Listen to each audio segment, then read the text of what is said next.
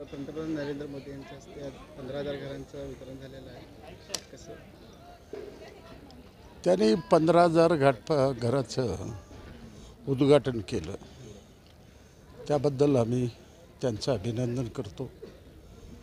कामगाराच्या दृष्टीने अत्यंत आनंदाचा दिवस, दसरा, दिवाळी, रमजानसारखे दिवस होते. परंतु आम्ही जे प्रश्न उपस्थित केले, उदाहरणार्थ दर महिन्याला 2100 रुपये हप्ता आहे, 1100 व्याज आहे आणि 20 वर्षे हे आम्हाला बांधावं लागलं. तर यातनं जर कामगाराचे 7-8 हजार रुपये कमावणारा यातनं मुक्ती नाही मिळालं तर घर कसं राहणार. म्हणून आम्ही 2 लाख सबसिडी तुम्ही वाढवून द्या केंद्राने. दुसरी अत्यंत महत्त्वाची मागणी होती, तुम्हाला सगळ्याला कल्पना आहे विजेचे बिल कशा पद्धतीने येतात. 1000-1200 रुपये बिल आल्यावर कसं चालेल. ते 2100, 1000-1200, इथला 1000 रुपये खर्च, निम्म पगार याच्यात गेल्यावर कसं.